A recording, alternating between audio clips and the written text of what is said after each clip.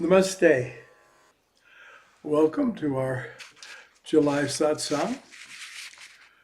Before we begin with people's questions, as I've done before, I'd like to do a bit of a commercial. It's not a break because we haven't started yet, but anyway. Incense is very helpful when you meditate. Why? Because it conditions the mind. If you're used to having incense burning when you meditate, then you'll feel meditative whenever there's incense burning. That's not a big thing, but it's a good thing to know. Also, it makes sure that there's not other kind of smells and so on that might distract you. Now, the highest vibration in fragrance is sandalwood. And therefore, it's very beneficial to have sandalwood incense. And the best I have found is this, Goloka. It is made in Bangalore, which is renowned as sort of the center for high quality incense. And it says Chandan, that's the word in Indian languages for sandalwood. It's absolutely pure. They have other fragrances also, all of which I found to be excellent. They are made only from natural ingredients, and they are consistently of the highest quality. So I thought I would just mention that. There are other good brands, but I found this is the absolute best for sandalwood. The other commercial thing I want to mention is that I've begun a series of talks on the Bhagavad Gita, which are then posted on YouTube on the internet. So I don't know how many of them there will be. I think we've had 8 so far.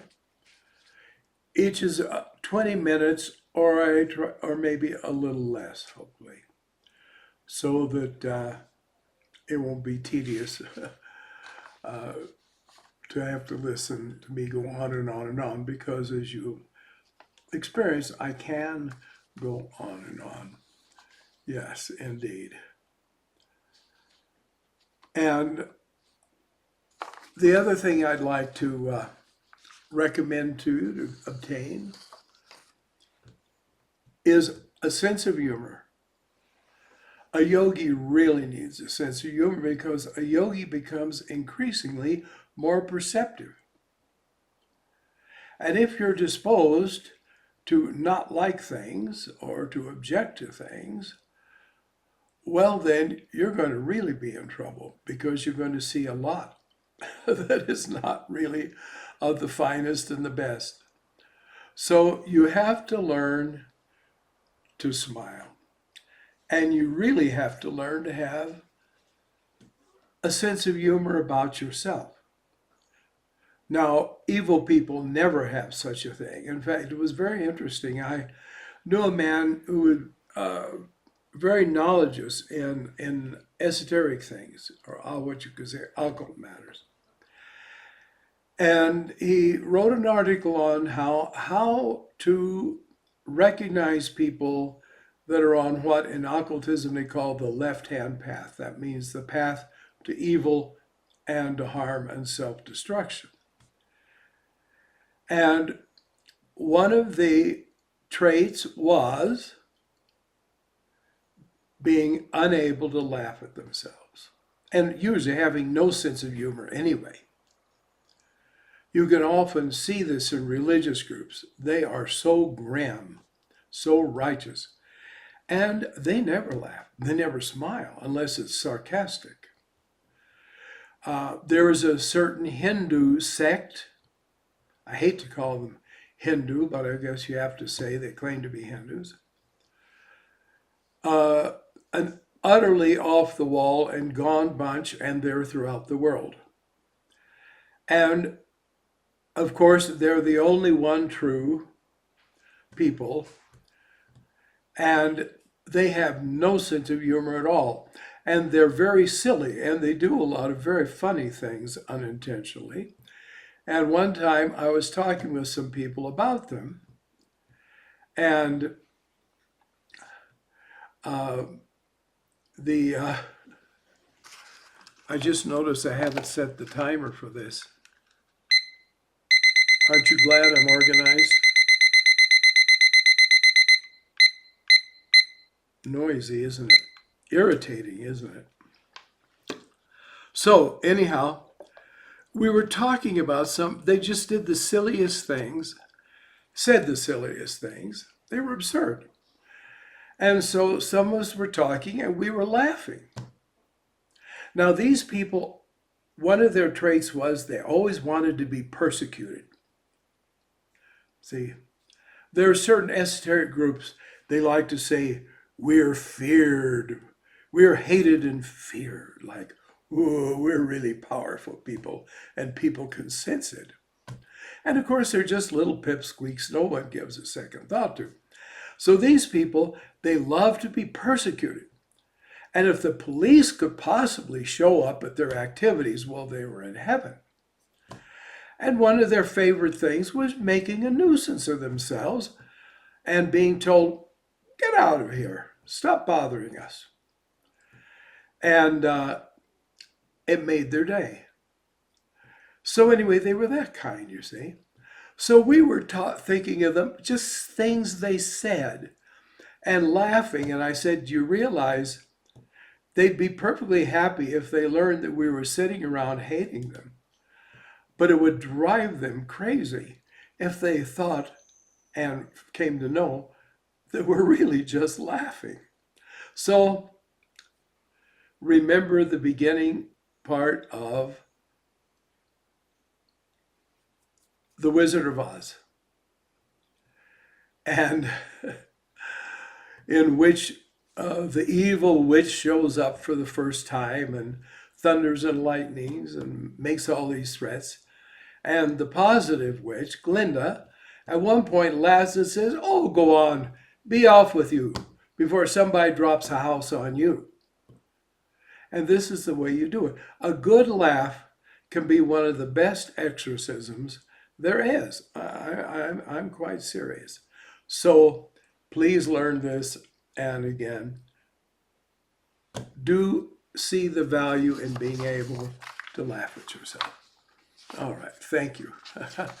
All right, now let's begin to the questions. Thank you for the questions. Every month is always good to see the list of questions and realize, one, there are intelligent people out there. And these are thinking about these matters, and then they ask the questions. So I really appreciate it. I do believe that the only stupid question is the unasked question. All right. Two people, I won't read what they've written, but have expressed appreciation for the satsangs. And thank you very much. It's good to hear that. And I hope you'll continue to find them worthwhile. And I hope maybe entertaining a bit, after all. All right. Well, one friend has really started at the top. The question is simply, can you explain the law of rebirth? That is a bit like saying, can you explain the facts of existence? I mean, think how vast that is. It's a very intelligent question, but it's so vast that it takes more time than you could possibly do. However, I'll try. But this will be very simple, and it will be condensed because it just has to be. All right. The fundamental character of relative existence is change. And change is produced by action. There are forces of nature, of course, and there are forces within us psychologically.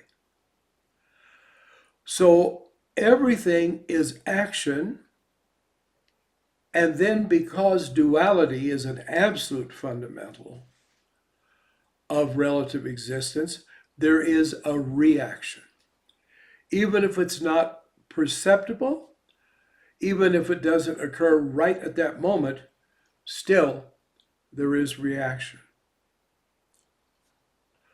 So you begin, of course, by coming into this world. And birth can be considered in a very broad definition, because we find there's different forms of life. But there is a beginning, manifestation. And each individual sentient being reacts to the environment, the stimuli they find confronting them. And that reaction creates a reaction, a potential reaction, and therefore ensures a future response exactly to the person who has originated it, that impulse. And so this naturally is going to result in rebirth, because our bodies wear out, or we have the karma maybe to die young. There are some people that are born and they die in a few minutes. A cousin of mine was in perfect condition in the womb, but when she was taken from the womb through a cesarean section, the doctor, the attendant nurses did not notice that there was some mucus on her face and her space around her mouth. And so when she took her first breath, she inhaled it all into her lungs and died of suffocation. So that was a quick come in, and well, maybe not if you think of 9 months.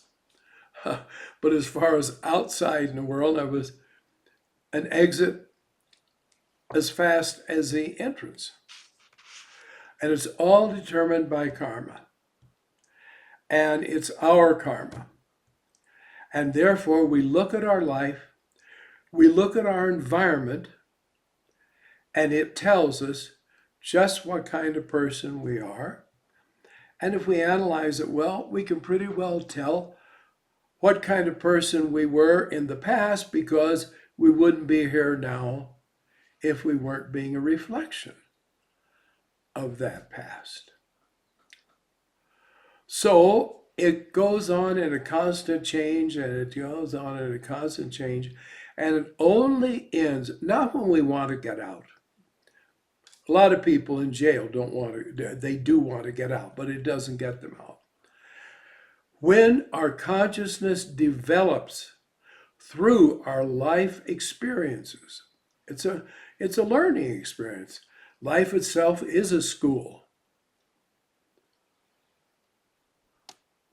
We only get out when we evolve to the point that we don't need to live here. We're not too good for this place or too holy for this place.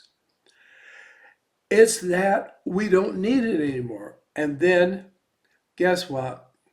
You get out of first grade, and then you find second grade facing you in the future, and that's up in an astral world. And it's just like climbing a ladder. We go up through gradations in the astral and then into the causal worlds, and finally back where we came from, in infinite consciousness, in what's called in the Bible the bosom of the Father. Down here, we're in the bosom of the Mother. She is Mahashakti. She is power. It's the feminine aspect of God. The transcendent aspect is the masculine, positive aspect of God. And so we come here until we stop, and we don't stop coming here until we no longer need to. When you don't need the hospital, you get discharged from it. Therefore, none of us can look askance at anybody else, because if we weren't all having some kind of lack or defect, we wouldn't be here. And that's it right there. All right.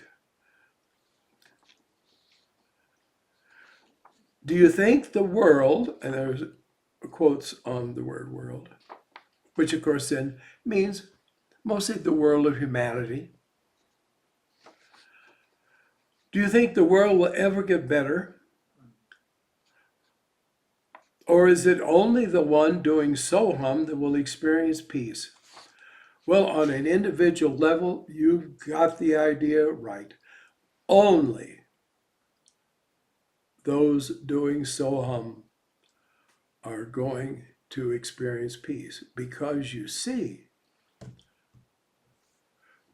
when you no longer need this dumb kindergarten, as our friend, the great healer Ben Bibb used to call it, you get out. So you wouldn't be here if you didn't need it. And once you no longer need it, you leave. But there's tons of other people who need it, so it just stays right here, and it stays the same world it always was. Now, it is true when we think of the concept of the Yogis, that the world can go through stages, and please, let's not get into that, because it has no practical value. I mean, long explanations of it, but there is a cycle. It goes up, and then it goes down, and then it goes up, and it just keeps that way, because of a need for this change to be a suitable environment then for those who are coming in. We do come in waves. People born in the 19th century weren't anything hardly like the people born in the 20th century.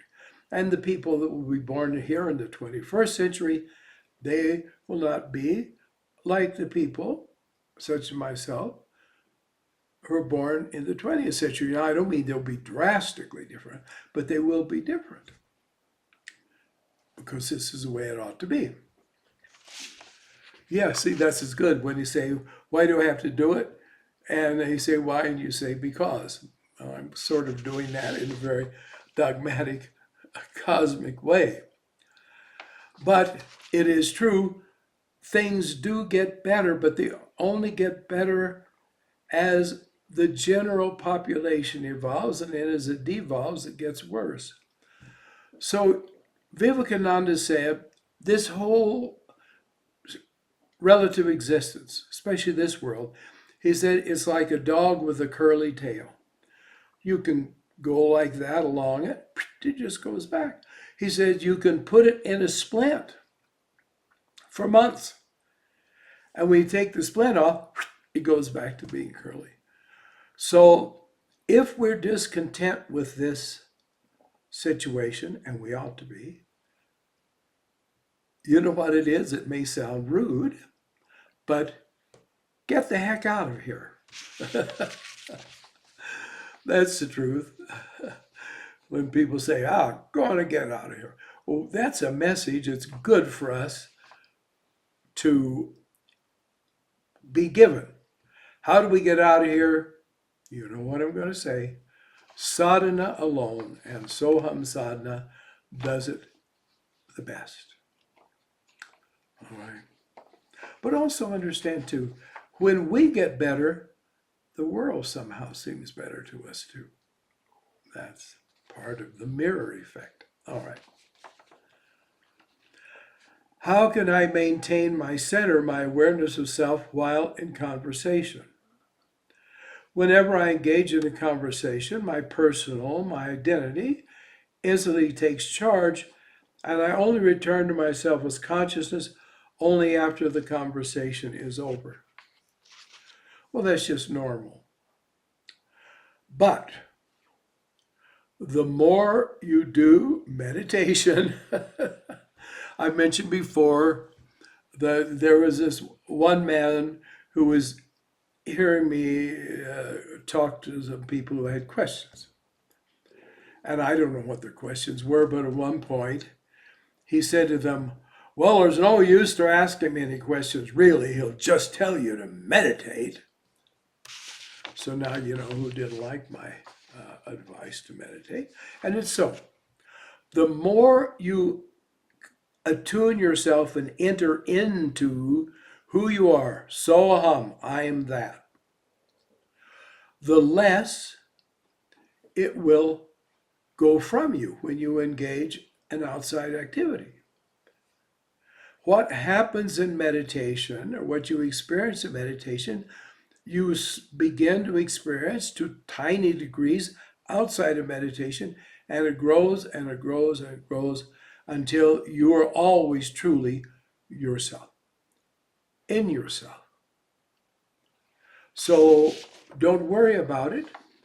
It's normal for you to lose that awareness, but it will become normal in time for you to not lose that awareness. So it's just fine. Remember the little boy that was so anxious to get to go to school, and then when he was 6 years old, he went to school, and he came home, and his mother asked him, well, how did you like school? He said, well, it wasn't bad, but I've got to go back tomorrow. That's how it is. We've got to get going back a lot until we don't need to keep going back. You got to learn to go in until in and out are the same thing. Until then, it doesn't happen. And we shouldn't try to talk ourselves into it. All right, indeed.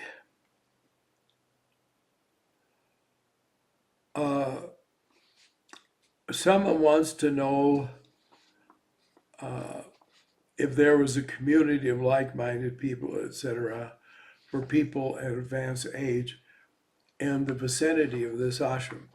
And not that I know of, because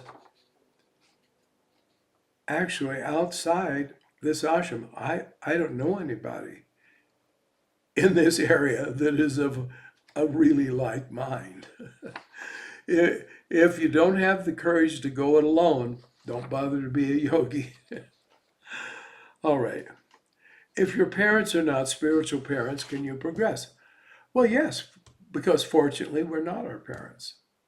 Of course we have an affinity, a profound affinity with them. Otherwise, they couldn't be our parents. Just think, every drop of your blood came from your father. And everything else of your body came from your mother.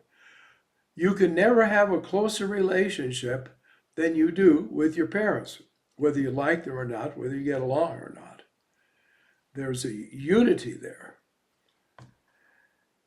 And that's why it's a good idea to cultivate respect. That's something that isn't considered a virtue hardly here in the West in modern times at all, is respect for your parents. My father was a human being. I'm mentioning him rather than my mother because she died when I was 5, so she wasn't around. And he had defects and he had neglects, and, you know, I could complain.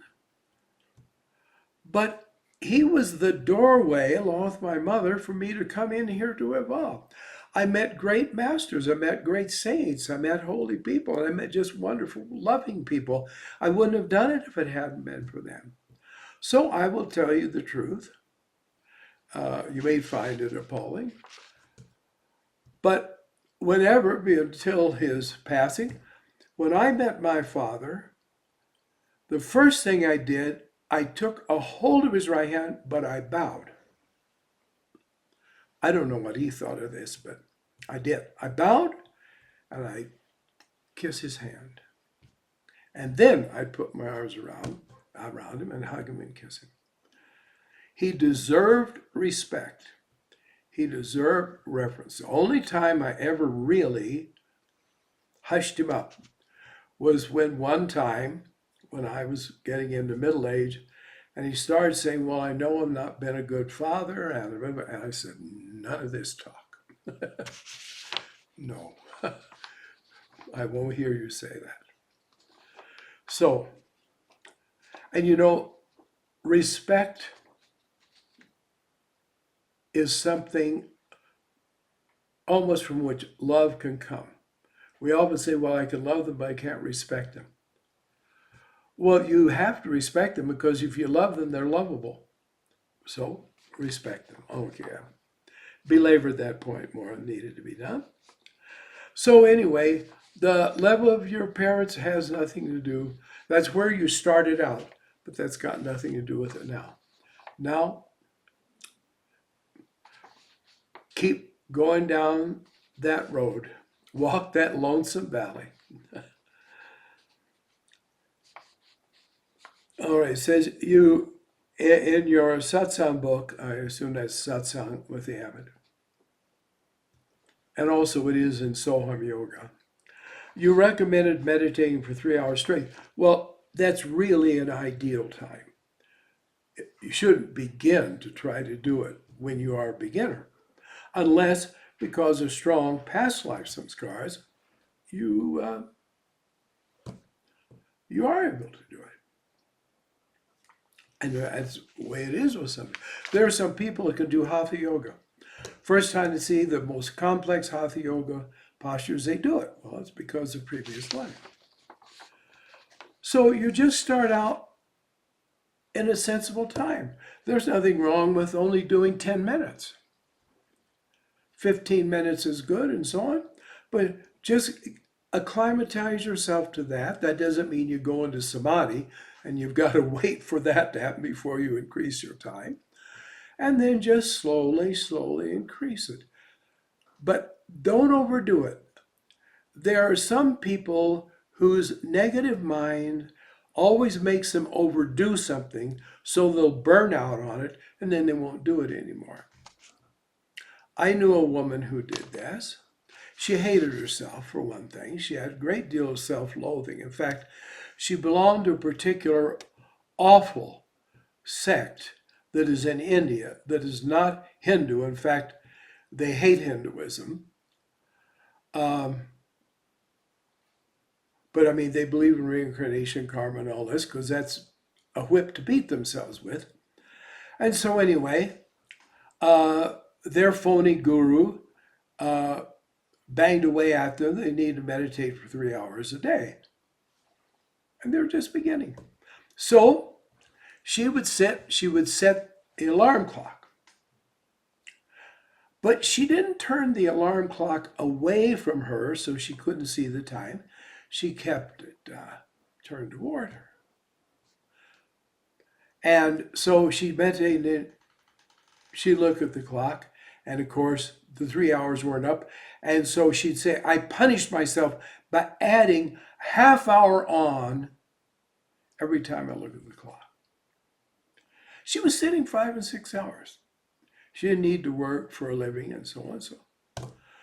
Well, it ruined her health, of course. And then she'd say, I don't do that meditation anymore. I gave it a chance and it was terrible for me. No, she was terrible. And so she came up with this nonsense. So don't let the negativity of your inner mind hoodwink you by pretending you're really on fire and you're really committed and do this and then burn yourself out. No, not at all.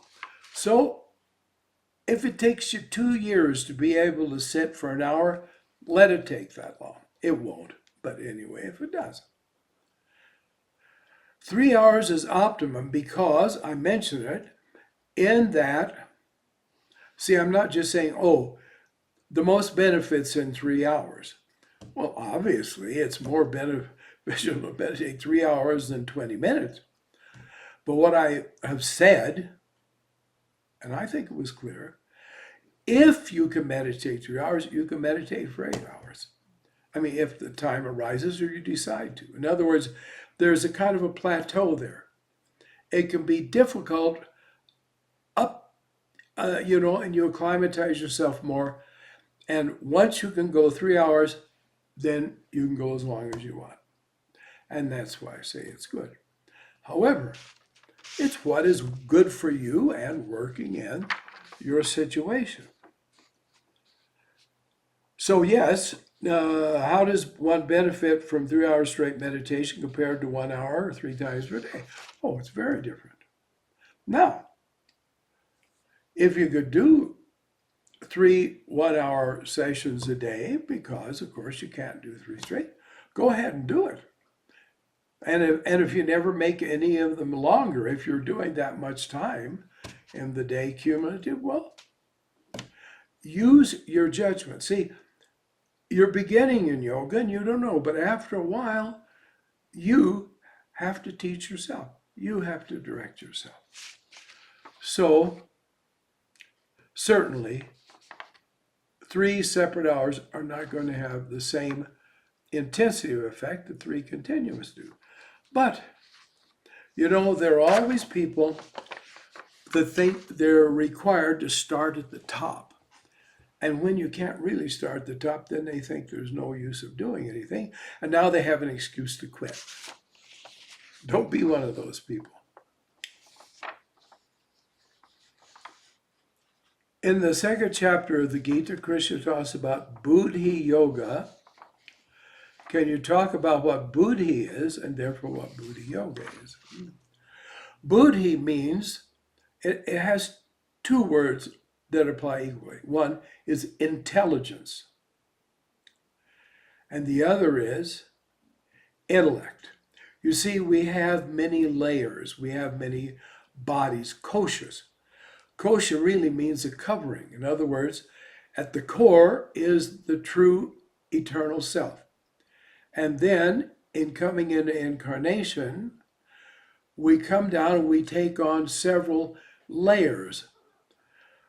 When I've never forgotten, for some reason, a Little Lulu cartoon. Many of you won't know what Little Lulu is, I think. But anyway, she was a cartoon character. She had her own comic book, too.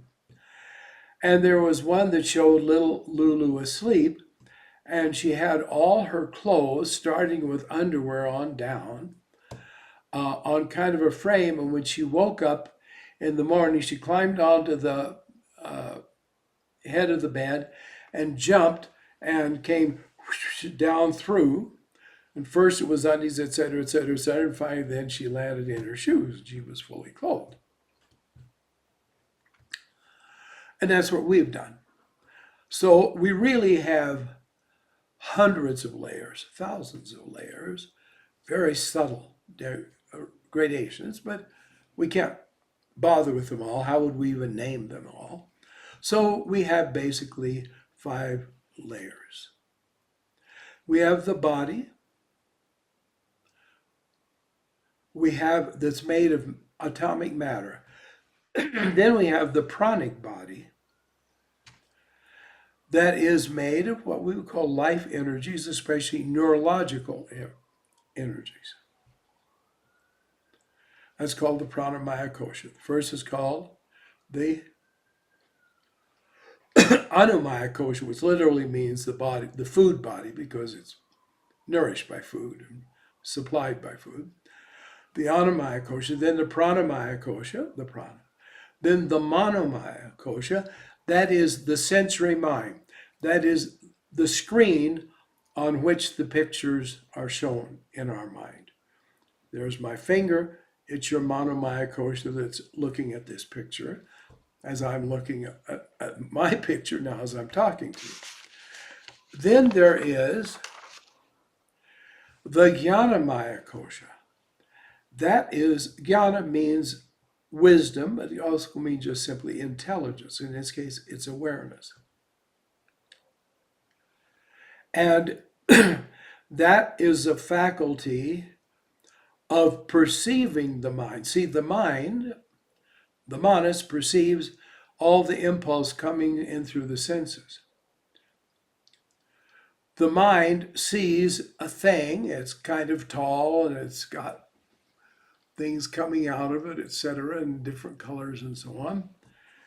And the intellect, the Buddhi, says that's a tree. You see?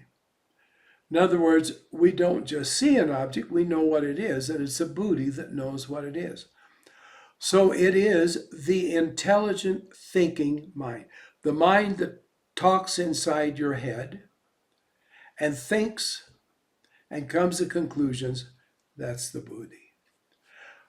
The more developed that is, and the more expanded it is, then the more conscious you are, and indeed the more intelligent you are. There aren't any stupid yogis. You can be stupid at the beginning, but if you progress, you won't be stupid. I don't mean you'll be an intellectual. I don't mean you'll be an academic. But believe me, the idea of the childlike saint is nonsense. Guileless, yes, but childlike in the sense of limitation, no. But we'd like to put one over on the saints, so we want them to be childlike, so they can't look at us and say, well, you're pretty much of a mess. What have you been doing with yourself recently? No, we want them to say, oh, I see you are divine. Or like one of the huggy Mahimas, we have Anandamayi, which means filled with Ananda, Mayi, formed of Ananda. Anandamayi was the most famous saint in India, by far. And once Ma left her body, then we had all kinds of Mahimas, this Mahima, that Mahima. And the Mahimas mostly function by hugging you. You've been hugged a lot in your life. It didn't do anything for you. A Mahima hugging you may delude you more than you've been deluded more, but it's not going to do much for you. And often then they say a little thing to you. Like, just like mommy says, oh, you little darling, I just take you. Grow up. For God's sake, grow up. You don't need to be a little baby anymore. And I remember one woman came, very intelligent woman, and told me, oh, I went to my ma. And she hugged me, and then she looked at me and said, I love you, sweet little baby. She should have puked. Face realities. So this is silliness, utterly silliness. And your emotions are what betray you all the time. So you've got to use your brain if you don't want to really end up ultimately in trouble. So Buddhi Yoga is the yoga that is centered in your intelligence and expands your intelligence, evolves your intelligence.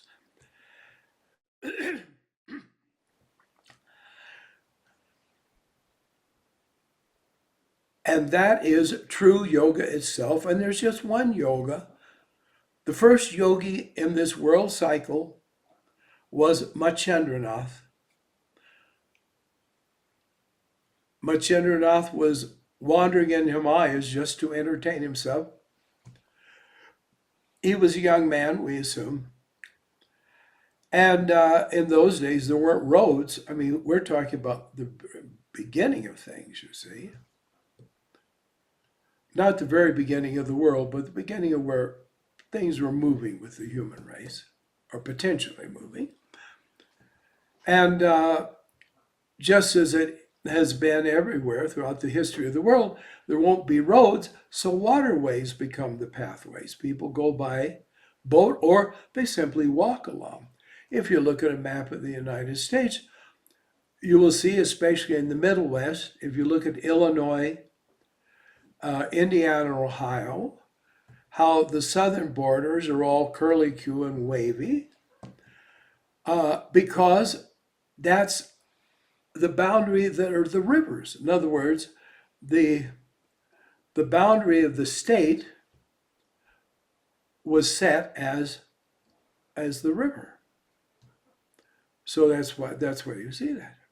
So he was walking along a river, and then he came maybe to a place where it was steeper or something, but he got in the water, and so he walked down or through, maybe he knew how to swim further, and so he was going along, and suddenly he heard this faint sound, and he went a little, thought, what is that sound? And so he went wading along or swimming, and he got a little further, and then he realized he could distinguish words. It was somebody speaking. And that was very curious to him because he had no idea anybody was living in their minds. So as he got closer, there was like a virtual wall of reeds on one side, and he couldn't see what was there, but he knew this is a person. He knew it was a man, and he's speaking. And so he went a little further. When he could hear very clearly, he just stopped. And he peered through the reeds and basically saw, yes, there were some people sitting there, and this man was talking to them. And he listened to what the man was saying, and he was amazed. He never heard anything like it in his life, because the man was explaining yoga. The man's name we don't know. He's just simply called Adinath, which means the first Nath. Nath means Lord. Vishwanath, Lord of the world. And the line of teaching from him, they are called the Nath Yogi Sampradaya. So this was the first Nath, this that we know of historically. And he was teaching them about meditation. And after a while, he said, you know, there is a fish out there in the river listening to everything I'm saying. Why doesn't he just come out and sit with us and listen? So Matsyendranath did. We don't know, as I say, what his name was at that time. And he stayed there with the teacher, and he became an adept yogi. And the teacher then one day said, all right, go back down to where you came from, carefully observe people. He didn't say go stand on the corner and start preaching. Carefully observe people, and when you see someone you feel both can practice this yoga and obviously are awakened enough to want to practice it, then you teach it to them. And in affection, he called him Machendra, so later we call him Matsyendranath, and he did. He went back down into the plains, and what few people he saw were capable, he taught them. And one day he came to a house. Sorry, and I'm getting away from philosophy, but I like the story. And a young woman came out, and he was asking for food. And she said, you know, my husband and I want children. We haven't had any children. Can you bless me to have children? He said, well, I can do this.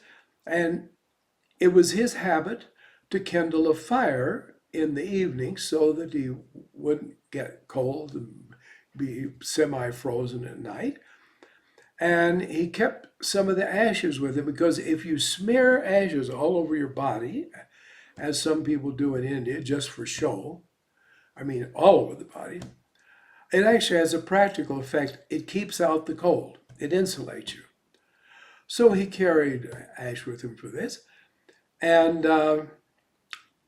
he gave her a little bit of the ash, and he said, now you swallow that. So when he left, she got some water and she drank it down. And behold, in a short time, she conceived. And she had a little boy. And when he was 5 or 6 years old, he was out just playing around the way children do. In those days, there was no school. Doesn't that sound fine? And Matsyendranath came. And he said to the little boy, go find your mother and bring her here. I want to speak with her. So she came. And Matsyendranath pointed to the little boy and said, that's my child. That's my son. Of course, he meant it on a more profound level than purely physical. I'm taking him with me. Well, she agreed. I must admit I'm a little bit surprised, but the history tells us that she did agree. And so he took him with him, and he taught him yoga, even at that early age. And he named him Gorakhnath, and in time he became Gorakhnath, who is considered perhaps the greatest yogi that ever lived in India, besides Matsyendranath. So this is how it all began. And it is centered, let's go back to Buddhi Yoga, into your intelligence and your will, because you see, higher than the Jnanamaya body is the Anandamayi body, which is the highest, and the faculty of will is there.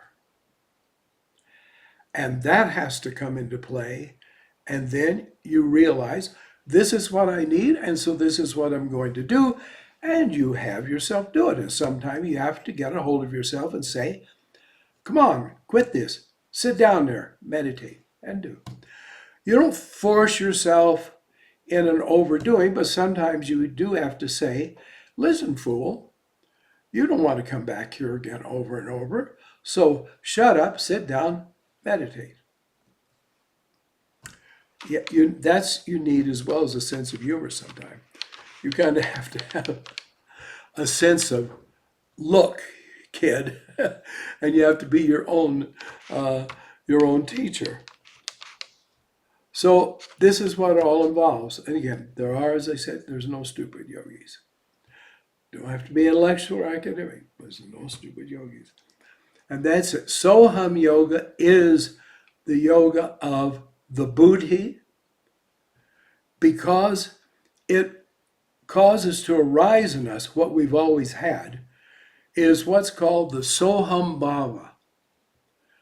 The very awareness, the conviction, the feeling, the being of I am that being the immortal self. Sa, that, aham, I am. Put them together, it says Soham. So Soham Yoga is frankly the only Buddhi yoga there is. There are people who say, oh, they do jnana yoga. By the way, that's nonsense. Jnana yoga, karma yoga, bhakti yoga, nonsense.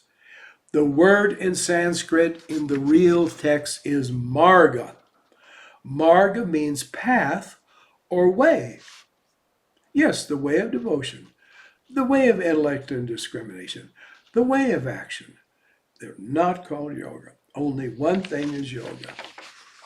So, will you mentally intone so when your breath comes in naturally, and you mentally intone hum when it goes out naturally. It's the only yoga there is. All right, fine. Where are we? You took a long time on that. Is the formless reality of Brahman active or passive? Actually, Brahman is beyond form and formless, beyond action or inaction. It's just indescribable, unspeakable. So we say, how do we believe in it then? Because the yogis have told us, because the real yogis have experienced, and so they've told us. So, you shouldn't take anything on faith. You should just practice and wait to find out for yourself whether or not that is true. Now, Ishvara, the creator God, the all-pervading universal God, whose consciousness is at the core of everything. And at the core of Ishvara is Brahman. You see? It's a hierarchy. Ishvara is both without form and with form. And therefore, Ishvara is both passive, that is simply observant, and active, and watches his own action, which is his creation, and watches the little miniature universes that he has brought forth inside himself, that are all the individual selves or atmas that are living a relative life, an evolving life within his being, within Ishvara. Okay. Swami Sivananda said, by observance of unbroken brahmacharya for a period of a full 12 years, one is bestowed even with the vision of God. He does not mean that alone. There are plenty of people who've observed brahmacharya. There are some people who don't seem to have much of what we would even call a sex nature. And it's just never arisen in their mind, and they've never had any what we would call sexual activity or experience whatsoever. And, well, that's it. And then they go to another life and they come back and they may be just the opposite. There is no value in gasoline if you don't have a car to put it in and drive. So brahmacharya is like the fuel, or the shakti, the energy gathered, preserved, and refined by brahmacharya is very valuable. It's essential for the yogi. But you've got to put that energy into yoga. When you do that, you get realization. Brahmacharya alone will not get you realization at all. You've got to take the product of brahmacharya and use that to attain realization. So even that itself is not realization. And that's really, really, really important.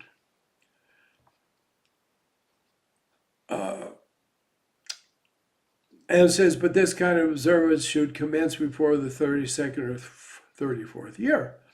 So naturally, this questioner asked, well, what about somebody who's just beginning at 51? It's all right.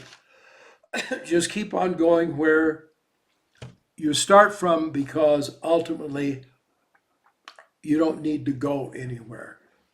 You just need to recognize these. It doesn't matter if you're 85 years old. You can start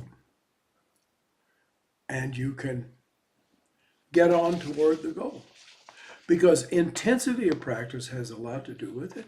And then, of course, by purification and brahmacharya, which is energization, your sadhana becomes more and more effective. So a person who's really an adept can, in 1 hour of meditation, get what some people will take a year to get. I mean that quite literally. So it's extremely important to understand that, again, you can't reduce it all to a formula. We like to have it be that way because it'd make it easier to be able to think about or figure out. But that's why you're supposed to be intelligent. You're going to have to put your intelligence to it. Okay? What are the different levels of the, in quote, being? They're infinite. Nobody can count them. Anyone who, you could say, oh, there's these basic levels, there's objective levels. But if we give you a list, so what? The thing is, where is your consciousness? And believe me, if you start elevating your consciousness through Soham sadhana, you won't mistake it and think you've gotten realization before you do, because Soham leads you to the sight which goes both above you and below you. And so you won't mistake and think you've gotten to the end when you still got about 10,000 miles left to go.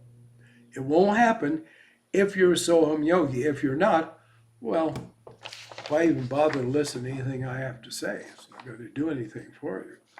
And that's a real truth too. All right. What's the difference between intellect and emotions? Well, intellect is your ideas, your reason. In fact, we talk about be logical. Don't be emotional about it. Don't be sentimental about it. So they're two just completely different compartments of our life. One is very, very subtle energy, because it is energy, and the other is more objective, that's more related toward the material nature of us.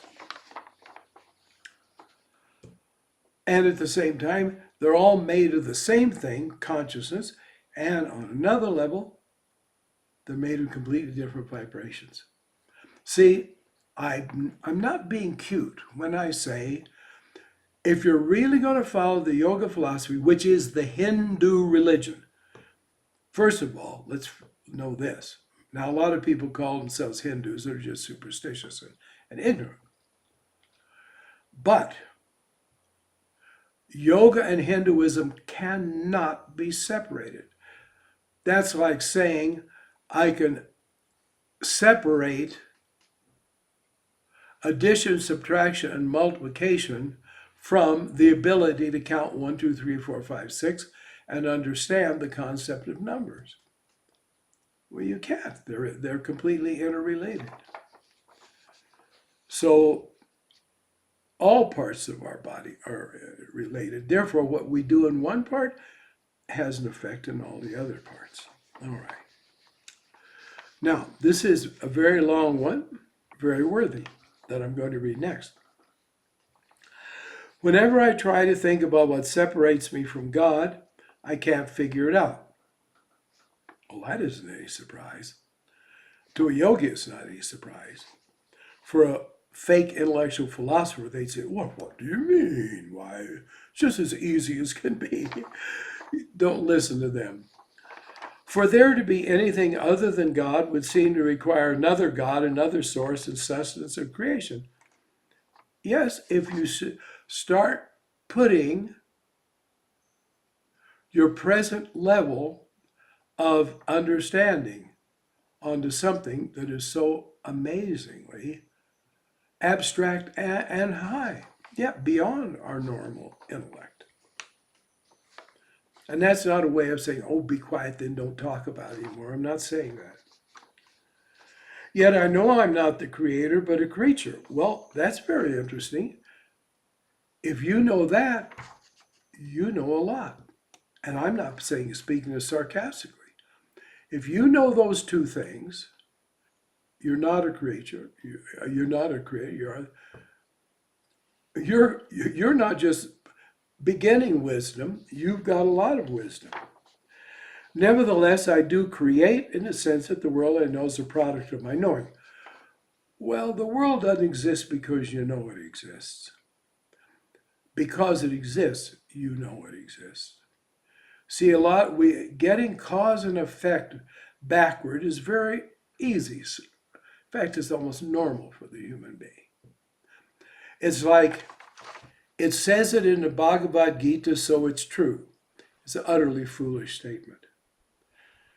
The right statement is, because it's true, the Bhagavad Gita says it. You see? The principle, 1 and 1 are 2, isn't what makes 1 and 1 2.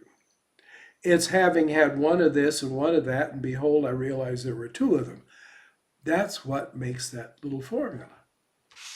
And that's in the great Shastras, which are reliable of India, and there's tons of books in art. Again, nothing is true because somebody said it or because somebody wrote it down.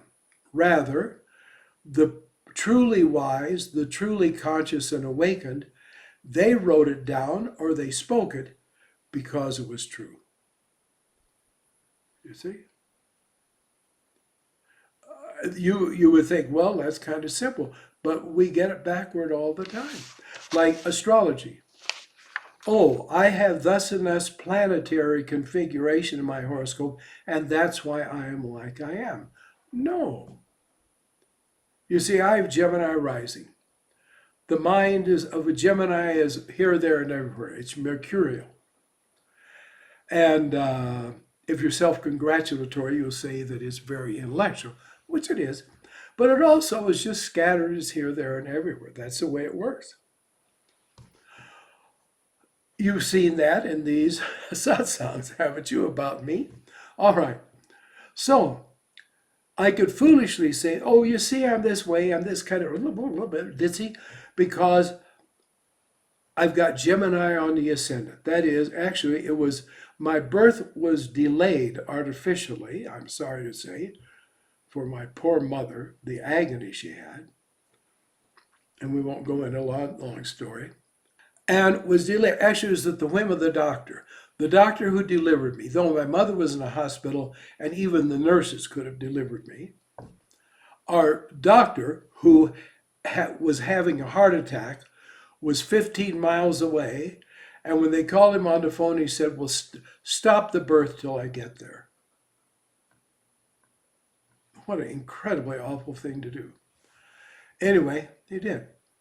And literally, when the 0 degree of Gemini came on the horizon, they let me be born. Okay? All right, fine.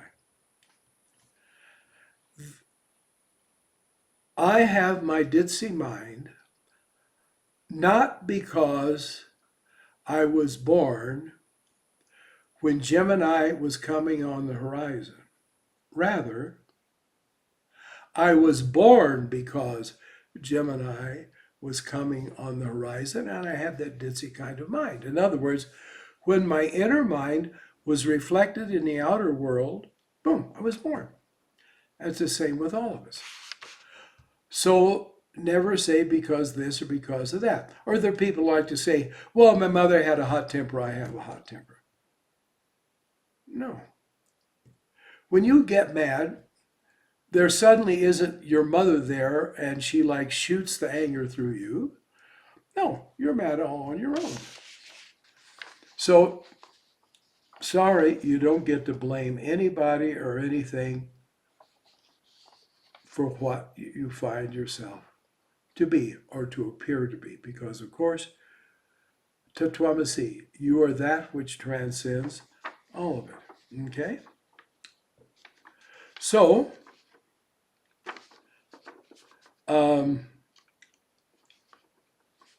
then again, my knowing cannot be separated from the eternal Chit of Satchidananda. That's right. But that doesn't mean it can't forget that. You see, I mentioned before, one of my favorite moments in Gone with the Wind is when Dr. Mead's wife begins questioning Dr. Mead about what it was like when, through circumstances, he ended up in the local, very famous house of prostitution. And she starts saying, what's it like there? Do they really have crystal chandeliers and so on? And he pulls back and says, Mrs. Mead, remember yourself. And that's what we need to do. Pull back and remember ourselves. Yoga is the only way you'll remember. It's the only way of awakening, to remember. You say we're forever different from God in some sense, which seems right but inconceivable. Not at all. I didn't say we're different. I said there is a difference between us. There's a total different thing. You see? This is a fist. This is a fist. They're both fists. So they're the same in a way, and they're not because they're separate. So, actually, better than difference, I usually use the word, if I'm careful, distinction. There is a distinction between you and the Absolute. There is a difference in the sense of scope of consciousness. The Absolute's infinite, yours consciousness is not. So it's a difference. And it's better to put distinction because then you really still get the idea of one substance. The Nicene Creed. talks about the Son, aspect of God, of the Trinity, of one substance or essence with the Father. That's right, and that's true of everybody. It isn't just Jesus, and it isn't just the cosmic that would be Ishwara, and it is not just Ishwara alone. We all have it. Everything that is in the infinite is in you, but in a finite degree. And we don't know it. And it's pretty good because there'd be an awful lot to have to remember about ourselves that would be totally useless. Oh my. Well, it's just a little bit more. So can you offer me some more light on this? Well, I've told you how I see it. Whether it's of any meaning to you, what can I don't know. I hope it is. But again, meditate, meditate, meditate. You'll get it. When I do Soham meditation, it seems that So and Hum bleed into one another. Do you mean like blend, perhaps? Like the Jivatma and Brahman. You can't have the one without the other. Absolutely. They are one. They are two, but they're the two that's one. That's just the way it works. Otherwise, we couldn't manage to evolve. We couldn't even manage to talk about things. So we say, God help me.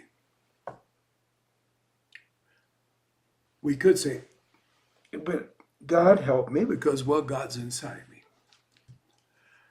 But you understand, again, it's in the end, like, okay, there's Buddhi Yoga, and Buddhi Yoga is good, but sometimes Buddhi has to quit because Buddhi, your individual Buddhi, is never going to become infinite.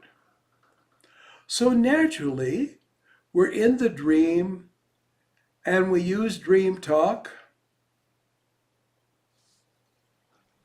and that's just how we manage. So trying to make everything absolutely reasonable and never to violate principles of truth, well, you've got free will. Try it all you want. Okay, we've all tried it. So anyway, I've come to the end then of this satsang. And since I don't have anything to do with the broadcast of this satsang, will the person who does take over and release these poor suffering people from having to look at and listen to me anymore? So then I will say, Om Shri Ganeshaya Namah, Namaste.